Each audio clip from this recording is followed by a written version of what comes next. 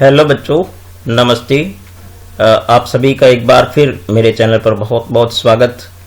तो आज हम गणित की कक्षा में जो है वो लघुत्तरात्मक प्रश्नों की जो हम सीरीज कर रहे हैं उसमें जो हम तीसरी प्रश्नावली की आपकी जो रैखिक समीकरण वाली जो आपकी प्रश्नावली है उसके प्रश्नों को करने के लिए चलते हैं। और देखिए आज 1 फरवरी और 1 फरवरी का मतलब हो गया तो हमारे पास बहुत ही कम दिन बचे हैं, मतलब फरवरी शुरू हो गई और ऐसा कहते हैं कि फरवरी फुर हो जाती है। तो अब हमारे पास समय बहुत ही कम है। आप जितना हो सके ज़्यादा ज़्यादा पढ़ें और चीज़ों को सीखने की कोशिश करें, समय बहुत कम है। तो अभी अपने जो है आज चलते हैं अपने आज के प्रश्नों पर। तो पहला प्रश्न देखते हैं कि एक रैखिक समीकरण की घात होगी। तो बच्चों रैखिक समीकरण की घात हमेशा 1 होती है। तो आप यहाँ पर देख सकते हैं कि इसका जो सविकल्प इसका सही होगा। तो जैसे रैखिक समीकरण का जो व्यापक रूप होता है उसको भी हमेशा आप याद रखें, वो होता है ax plus by plus c बराबर 0, जिसको युगपत समीकरण भी कहते हैं क्योंकि इसमें चर राशियां जो 2 प्रकार की होती है x और y, और उसमें x और y की घात जो है 1 होती है, इसलिए इसको रैखिक समीकरण कहते हैं। और अब देखते हैं दूसरा प्रश्न कि यदि x प्लस 2y बराबर 6 हो तो इसको संतुष्ट करने वाला बिंदु जो है वो क्या होगा। तो इसमें अपने देख सकते हैं कि x ये जो पहला मान होता है वो x का होता है, दूसरा y का होता है। तो हम इनके अंदर रख करके देखेंगे x और y के अंदर जो है, तो इसमें जो है वो ये जो होगा सह वाला सही होगा क्योंकि हम x की जगह 2 रखेंगे और y की जगह भी 2 रखेंगे। तो आप देख सकते हैं कि ये हो जाएगा आपके पास 2 प्लस 2 गुणा 2, तो ये बराबर में 6 दे रखा है आपको। तो ये देखें कि 2 प्लस 4 बराबर 6, यानी 6 बराबर 6 आ रहा है। तो इसका जो ये विकल्प सही है। तो इस प्रकार संतुष्ट करने वाला वो बिंदु होता है जो और दोनों तरफ समीकरण को जो संतुलित कर दे, मतलब उसका जो है वो बराबर आ जाए मान। फिर आपसे पूछा है कि बिंदु जो है वो -2,3 किस चतुर्थांश में होगा। तो बच्चों इसमें x माइनस का है और y जो है वो प्लस का है, तो फिर ये जो है वो द्वितीय चतुर्थांश में हो गया। तो इसमें ब विकल्प इसका सही होगा। वैसे हम 7वीं प्रश्नावली के प्रश्नों में ऐसे बहुत सारे प्रश्न किए हैं। और इसमें देखिए अब चौथा प्रश्न ये कह रहा है कि y अक्ष पर स्थित बिंदु जो है, तो बच्चों जो बिंदु y अक्ष पर होता है उसमें सिर्फ y का मान होता है, x 0 होता है। तो इसका द विकल्प जैसा ही है, जिस अक्ष पर पूछे उसका ही मान होता है, दूसरा 0 होता है। तो y का मान इसमें 2 और x 0 है, तो ये जो है वो द विकल्प इसका सही होगा। फिर आपसे कहा कि 2 अंकों वाली संख्या बताइए जिसमें इकाई का अंक जो है वो x है। तो बच्चों 2 अंकों की जो संख्या होती है वो 10 की गुणज होती है। तो जब इकाई x है और दहाई y है, तो दहाई का मतलब हो गया जो 10 की गुणज है। तो इसमें इकाई आप जानते हैं कि दाएं हाथ की तरफ से पहला अक्षर जो है वो इकाई होता है। तो ये इस प्रकार से इसका जो है वो ब विकल्प इसका सही होगा। और इसको आप याद भी रखें कि 2 अंकों की संख्या को हम कैसे व्यक्त करते हैं। फिर नेक्स्ट प्रश्न में हमसे पूछा है कि पिता की आयु जो है वो पुत्र की आयु की तिगुनी है। तो और पुत्र की आयु x है। तो बच्चों जब पुत्र की आयु x है तो पिता जो है वो तिगुनी आयु का हो गया। इसका मतलब पिता जो है वो 3x का हो गया। और 5 वर्ष बाद जो कहे तो आप उसमें 5 वर्ष बाद का मतलब 5 जोड़ दो। तो इस प्रकार से पिता की आयु जो है वो क्या होगी 3x प्लस, तो उसके बाद पिता की आयु क्या होगी। तो इसमें जो है वो यहाँ पर 5 नहीं दे रखा है, तो यहाँ पर हम मान सकते हैं कि यहाँ पर 5 होगा। तो इसका जो है वो अविकल्प जो है वो सही होगा। फिर कह रहा है कि 7 पेंसिल और 5 पेन की कीमत जो है वो आपके पास क्या है 29 रुपए। इसको बीजगणित के रूप में व्यक्त करना है। तो बच्चों यदि एक पेंसिल का मूल्य हम x मान लेते हैं और पेन का y मान लेते हैं, तो आप ये देख सकते हैं कि 7x प्लस 5y तथा का मतलब प्लस हो गया। तो 7x प्लस 5y बराबर 29 हो गया। तो इसकी जो पहली समीकरण है अविकल्प वाली, यही सही होगी। फिर देखते हैं कि दो समीकरण रेखिक समीकरणों के आलेख प्रतिच्छेदी रेखाएं जो है वो तब रेखिक समीकरण का युग्म क्या होगा। तो बच्चों प्रतिच्छेदी रेखाएं जब आपको कहा है तो प्रतिच्छेदी का मतलब है कि वो काटती है इस प्रकार से एक दूसरे को। जब काटे तो आप जानते हैं कि वो एक बिंदु पर ही काट सकती है, तो इस प्रकार से जो है वो उसके क्या होंगे, केवल एक हल होगा। ठीक है, जब प्रतिच्छेदी रेखाएं होगी तो केवल उसका एक हल होता है। और कह रहे दो रेखिक समीकरणों के आलेख समांतर हैं, तो बच्चों जब इस प्रकार से रेखाएं समांतर हो यदि, तो आप जानते हैं कि समांतर रेखाएं जो है वो कभी नहीं काटती है, तो उनका जो है वो कोई हल नहीं होता है, ये आप याद रखें। फिर नेक्स्ट प्रश्न में हमसे पूछा है कि समीकरण ये जो दे रखी है आपको, दो समीकरणें दे रखी है कि संपाती होने की शर्त क्या है। तो बच्चों संपाती होने की शर्त क्या है कि इसमें a1 बटे a2 बराबर होता है b1 बटे b2 बराबर होता है c1 बटे c2। तो इसमें जो है वो तीनों ही जब गुणांकों का अनुपात बराबर होता है तो ये इसका सविकल्प सही होगा। फिर देखिए नेक्स्ट प्रश्न हमसे पूछा है कि एक चर रेखिक समीकरण का एक इसमें जो है हमसे पूछा है, तो एक चर रेखिक समीकरण का जो एक हल होता है वो अद्वितीय होता है। ठीक है, आप इसको याद रखें। अद्वितीय मतलब उसका केवल एक और केवल एक ही हल होता है, तो इसको आप याद रखें। और रेखिक समीकरण एक चर वाली रेखिक समीकरण का मतलब हो गया बच्चों जैसे 2x प्लस 5 बराबर 0 है, तो ये एक चर में एक समीकरण है, तो इसका केवल एक ही हल होगा। फिर अगर x बराबर 2 जो है वो रेखिक समीकरण के समांतर होगी, तो बच्चों जब x का मान दे रखा हो तो y अक्ष के समांतर होती है, और जब y का मान दे रखा हो तो वो जो है वो x अक्ष के समांतर होती है। ये बहुत ही अच्छे प्रश्न है। फिर कह रहा है कि यदि a1 बटे a2 बराबर नहीं हो b1 बटे b2 के, तो आप जानते हैं कि ये जो है वो इनके गुणांकों का अनुपात जब बराबर नहीं हो तो क्या होता है, ये संगत होती है। और आप इसके साथ याद रख सकते हैं कि इनका अद्वितीय हल भी होता है जब ये इस प्रकार से बराबर नहीं हो। तो तीन बातें आप यहाँ पर याद रख सकते हैं कि वह अद्वितीय होगा और ये रेखाएं जो है वो प्रतिच्छेदी होगी। ठीक है, ये तीन बातें आप याद रखें कि जब आपके पास जो है वो ये बराबर नहीं हो तो ये तीन बातें आप याद रखें।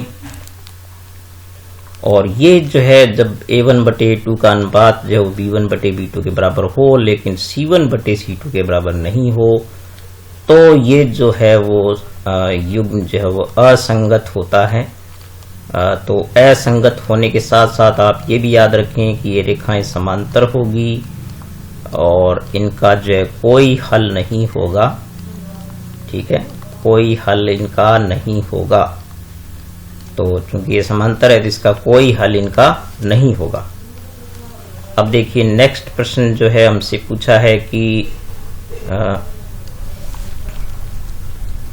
क्या बिंदु जो है वो 2,3 है वो इस पर स्थित है या नहीं है।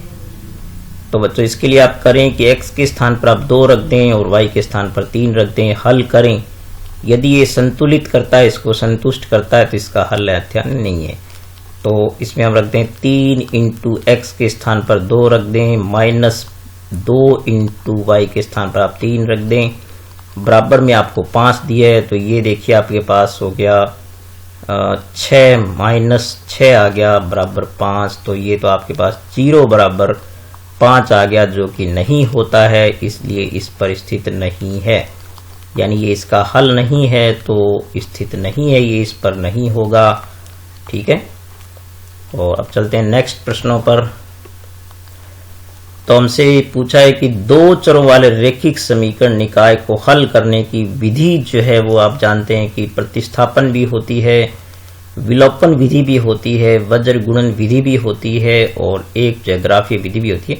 तो इस प्रकार से ये जो आपको दे रखी है चारों विधियां जो है वो रेखिक समीकरणों को हल करने की है, तो इसका द विकल्प सही होगा। फिर ये कह रहा है कि 2 अंकों वाली जो आपकी संख्या है, यदि इकाई का अंक जो है आपके पास x है, यहाँ पर इकाई का अंक x है और दहाई का अंक y है, तो इनमें से आप देख सकते हैं कि इकाई का अंक जो है वो दाएं हाथ की तरफ से पहला अंक होता है, तो ये, और दहाई जो होता है वो 10 का गुणज होता है, तो इसका अविकल्प जो है वो सही है। फिर हमें ये कहा है कि यदि जो है वो समीकरण ये जो दोनों दे रखी है आपको का कोई हल ना हो, तो बच्चों कोई हल ना होने की जो शर्त होती है वो जो होती है वो a1 बटे a2 बराबर होती है b1 बटे b2। तो आप इसमें मान रख दीजिए, जैसे a आपके पास ये देखिए a1 बटे a2, तो a1 यानी k बटे a2 जो है वो ये होती है, तो k बटे 6 बराबर हो जाएगी b1 बटे b2। तो ये b1 आपके पास -5 है और b2 जो है आपके पास 2 है। तो इस प्रकार से अब आप इनको तिरछा गुणा कर दीजिए, तो 2 के बराबर ये इस तरह गुणा करेंगे, बराबर हो जाएगा -30, 6 पंजे 30 हो गया। तो के स्थान पर जो है वो आपके लिए -30 बटे 2 यानी -15 आएगा। तो इसका जो है वो द विकल्प इसका सही होगा। फिर ये कहा है कि समीकरण x प्लस वाई जो है कि कितने हल होंगे। तो बच्चों ये एक सरल रेखा बनाती है, तो इसके हल बहुत सारे हो सकते हैं, तो इसके अनंत हल संभव है। तो किसी भी रेखिक समीकरण के जो है अनंत हल संभव होते हैं यदि वो 2 चरों में है, तो इसके जो है वो सविकल्प इसका सही होगा, क्योंकि इसमें बहुत सारे बिंदु हैं जो इसको संतुष्ट करेंगे, इसलिए बहुत सारे हल होंगे इसके। और अब आपसे पूछा है कि यहाँ पर समीकरण x प्लस 2y बराबर 9 में यदि x 5 हो तो y का मान क्या होगा। तो आप x की जगह 5 रख दीजिए, तो ये होगा आपके पास 5 प्लस 2y बराबर आ जाएगा 9। तो 5 को हम पक्षांतरण करेंगे तो 2y बराबर हो जाएगा 9 माइनस 5 बराबर है 4। तो y जो है वो कितना आएगा 4 बटे 2 बराबर क्या हो गया 2 होगा। तो इस प्रकार से इसका जो है वो ब विकल्प इसका सही होगा। फिर नेक्स्ट प्रश्न में हमसे पूछा है कि ये देखिए कि वह समीकरण जिसका युग्म हल अद्वितीय है तो युग्म कहलाता है। तो जब अद्वितीय हल होता है तो आप जानते हैं कि वो संगत कहलाता है। ठीक है, ये क्योंकि अद्वितीय हल होने का मतलब है कि वो काट रही है परस्पर, यानी मिलती है तो वो संगत हो गई। जो रेखाएं आपस में मिलती है वो संगत होती है।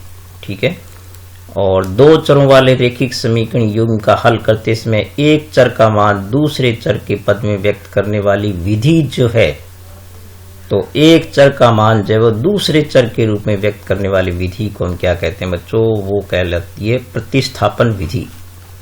तो ये जो है वो सविकल्प इसका सही है। अब हमसे जो यहाँ एक समीकरण दे रखी है, ये जो समीकरणों 2 समीकरणों के युग्म जो दे रखे हैं, तो इसमें जो है वो पूछा है कि ये किस प्रकार के हैं। तो आप पहले इनको सरल करेंगे, तो इसका लघुत्तम लेंगे आप। तो देखिए इनको आप सीधा तरीका यही है कि आप इनको तिरछा गुणा कर दीजिए, तो ये आपके पास आएगा 9। देखिए यहाँ पर 3 दिए 9x हो गया, और यहाँ से जो है वो 5 दूनी 10y हो गया, और फिर जो लघुत्तम इनका 2 3 6 आता है उसको 7 से गुणा कर दीजिए, तो ये 42 हो गया।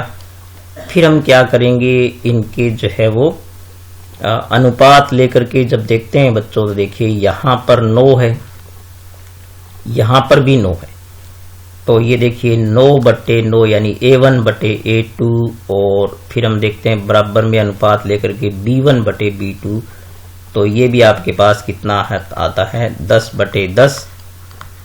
लेकिन c1 बटे c2 जब लेते हैं तो आप देखिए यहाँ पर 12 बटे कितना आ गया 42 आ गया।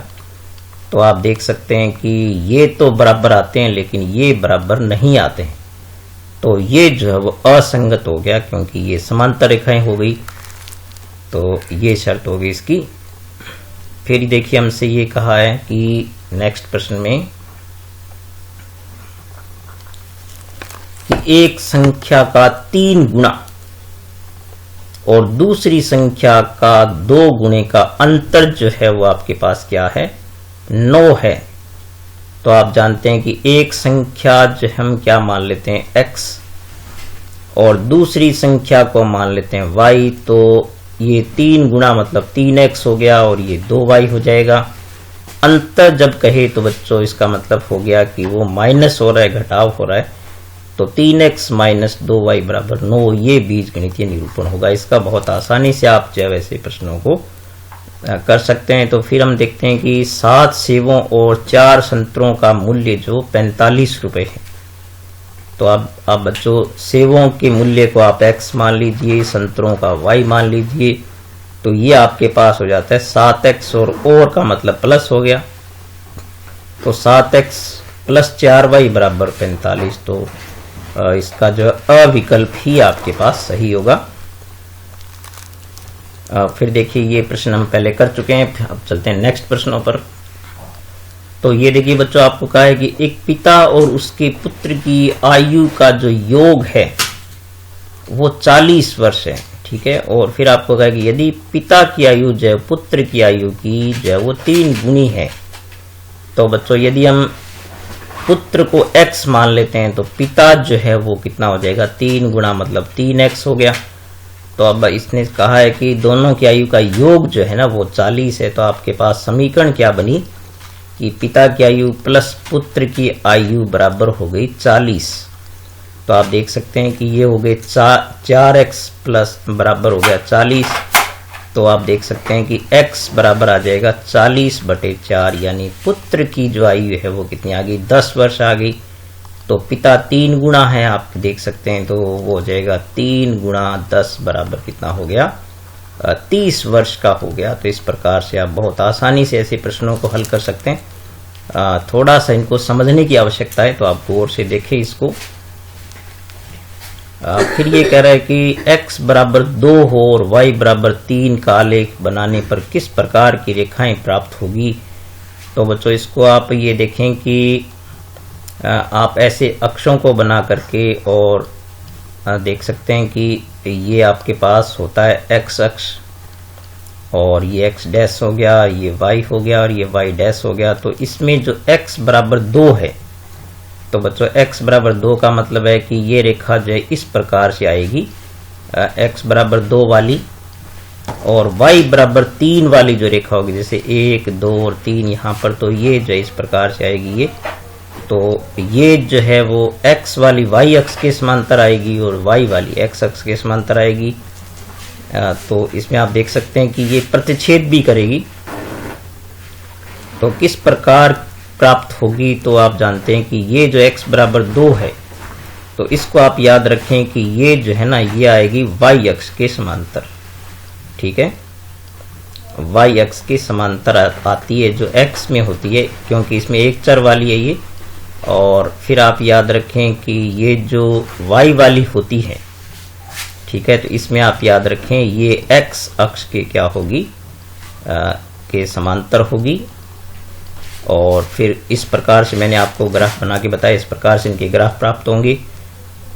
फिर कह रहा है कि रेखिक समीकरण ये जो आपको दोनों दे रखी है, तो इसका हल किस प्रकार का होता है। तो इसमें एक बहुत ही अच्छी सी बात आप याद रखें बच्चों, इस प्रश्न को नोट रखें कि इसमें आप देख सकते हैं कि केवल x y के मान है, यानी यहाँ पर जो नियतांक है, इसमें जो अचर राशि होती है वो शून्य है। तो जब अचर राशियां शून्य होती है तो आप याद रखें कि जैसे ये इस प्रकार के अक्ष होते हैं, तो ये इस प्रकार की जो रेखा है वो मूल बिंदु से गुजरती है। तो इनका जो हल होगा, तो बच्चों इनका हल जो है वो हमेशा ही 0,0 होगा, क्योंकि ये दोनों रेखाएं जो मूल बिंदु से ही इस प्रकार से गुजरेगी। तो इनका हल जो है वो x बराबर 0 और y बराबर क्या आएगा, 0 ही आएगा। तो ये मूल बिंदु पर प्रतिच्छेद करती है जिनमें अचर राशियां जो है वो शून्य होती है। तो ये बहुत ही अच्छा प्रश्न है, इसका हल जो है वो 0,0 होगा। फिर कह रहा है k के किस मान के लिए समीकरण का ये जो है कि अनंत हल होंगे। तो बच्चों अनंत हल होने की जो शर्त होती है वो होती है a1/a2 बराबर होती है B1 बटे B2।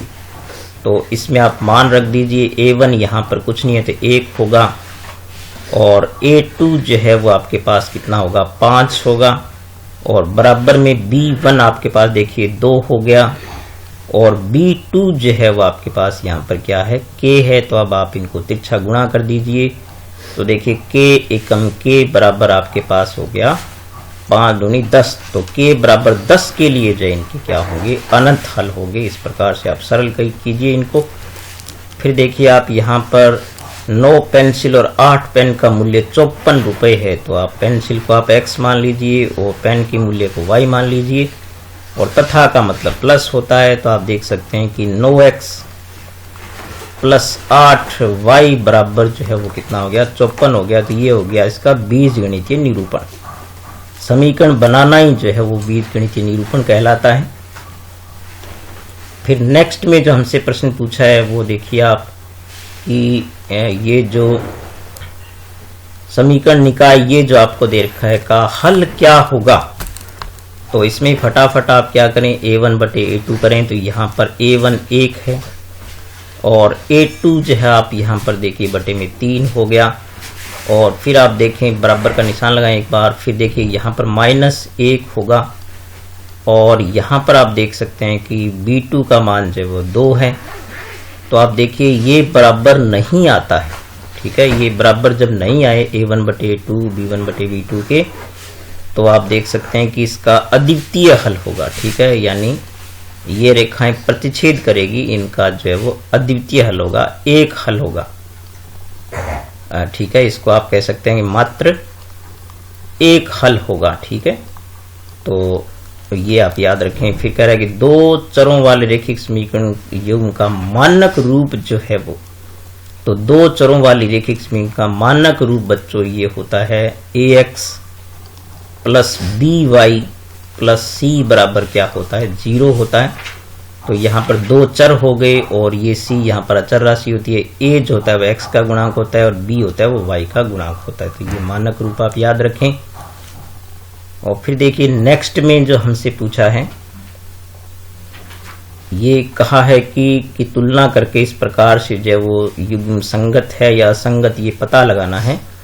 तो हम देखते हैं कि पहले हम देखते हैं A1 बटे A2, तो ये हो गया आपके पास 5 बटे 15। फिर देखिए B1 बटे B2 जो है वो आपके पास हो गया 2 बटे 6, और फिर आप देख सकते हैं कि C1 बटे C2 जो हो गया 16 बटे 10 हो गया आपके पास। ये देखिए यहाँ पर, तो आप देख सकते हैं कि इनको जब हम सरल करेंगे, तो मैं यहाँ पर सरल करता हूँ। तो 5 तिये 15 यानी 1 बटे 3 आ गया, 2 तिये 6 ये भी 1 बटे 3 आ गया, और ये यहाँ पर जो है वो आपके पास आ गया 8 बटे 5। तो आप देख सकते हैं कि ये दोनों तो बराबर है, लेकिन ये बराबर नहीं है। इसका मतलब ये शर्त जो है वो कौन सी हो गई, यानी A1 बटे A2 तो आपके पास बराबर आ गया B1 बटे B2 के, लेकिन C1 बटे C2 के बराबर नहीं है। तो ये आपके पास हो गया असंगत, क्योंकि ये रेखाएं क्या होती है, समांतर होती है। तो ये असंगत हो गया, समांतर रेखाएं प्राप्त होगी इससे, ठीक है। और फिर देखिए नेक्स्ट में जो हमसे ये सारणी में जो प्रश्न पूछा है, तो इसमें आप देखें कि A1 बटे A2 निकालें, तो देखिए 2 बटे 3 हो गया, और B1 बटे B2 निकालें तो आप देखिए -3 बटे -2 हो गया, और C1 बटे C2 निकालेंगे तो ये आपके पास हो गया 13 बटे 12।